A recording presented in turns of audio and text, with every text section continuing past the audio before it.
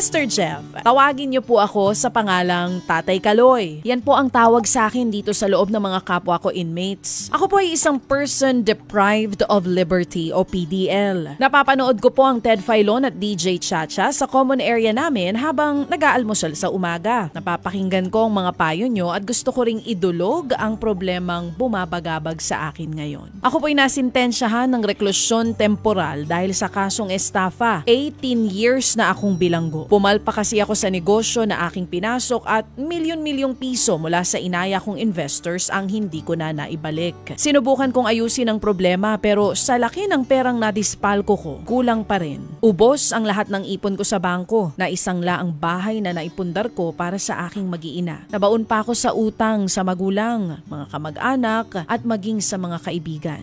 Nang ako'y makulong, nawalan po ng tirahan ang aking pamilya dahil naremata ang sinangla kong bahay at lupa at nangupahan na lamang sila sa maliit na apartment. Noong una, dinadalaw pa nila ako. Subalit magsimula ng ginugulo na sila ng mga pinagkautangan ko noon, pumunta sila sa malayong probinsya ng aking biyenan at doon na nanirahan. Noong una, pastor, tumatawag-tawag pa sila sa telepono hanggang sa dumalang ang pagtawag ng aking asawa at tuluyan ng hindi nagparamdam. Magwawalong taon na rin na hindi ko nakakausap ang aking pamilya. 48 years old ako nang makulong. Magsi-66 years old na po ako ngayong taon. Nagsisisi at pinagbabayaran ng ang lahat ng aking kasalanan.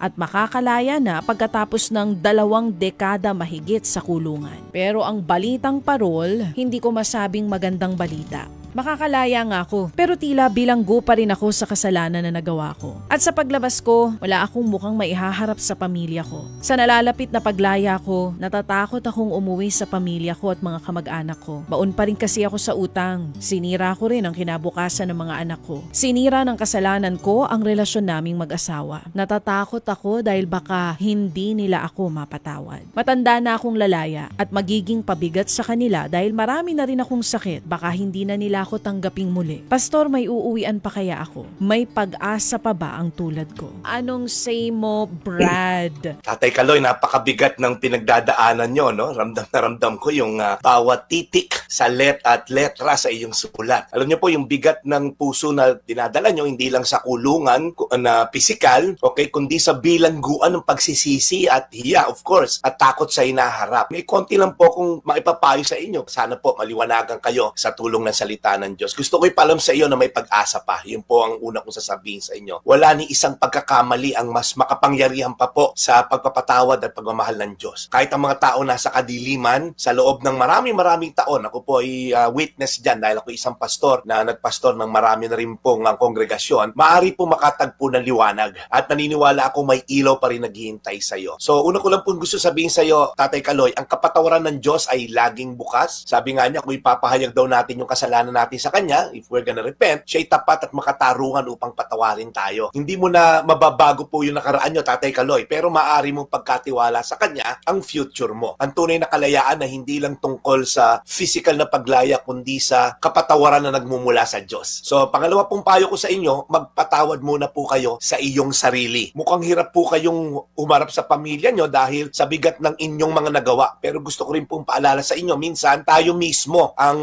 pinakamahirap patawarin. Kumbaga, yung sarili nating pagpapatawad sa ating sarili. So, kung humingi ka na ng tawad sa Diyos, papatawarin ka niya. Kung ang Diyos nga nakapagpatawad, dapat mo rin piliin, Tatay Kaloy, na palayain din ang sarili mo sa iyong mga pagsisisi, kahihiyang nagawa. Kasi unang-una, pinagbayaran mo naman na yan. 20 taong ka na dyan sa kulungan. Yung minsan, yung guilt, kung nakatakas ka sa batas ng Diyos at batas ng lipunan, maaaring mag-guilty ka pa. Pero kayo po, pinagbayaran nyo po na mahabang panahon. Ang pagsisisi po ay mahalaga, pero hindi ka tinawag ng Diyos para mamuhay sa guilt habang buhay. Pangatlo po, paglapit nyo sa pamilya nyo ay mahalaga. Isa po itong hakbang sa panunumbalik ng relasyon. Dahil matagal na silang hindi nakipag-ugnayan sa iyo, maaaring hindi agad sila bukas sa pakikipag-usap. Subalit, maaari ka magsimula sa maliliit na hakbang, Tatay Kaloy. Siguro magsimula ka, sumulat ka. Kung wala kang telepono, sumulat ka ng isang sulat na mula sa puso. Hindi para ipilit ang pagbabalik, kundi para ipahayag mo ang iyong pagsisisi at pagmamahal sa kanila. Magpakita po kayo ng tunay na pagbabago. Alam niyo po ang pamilya na sakta na hindi madaling bumalik. Alam niyo yung parang,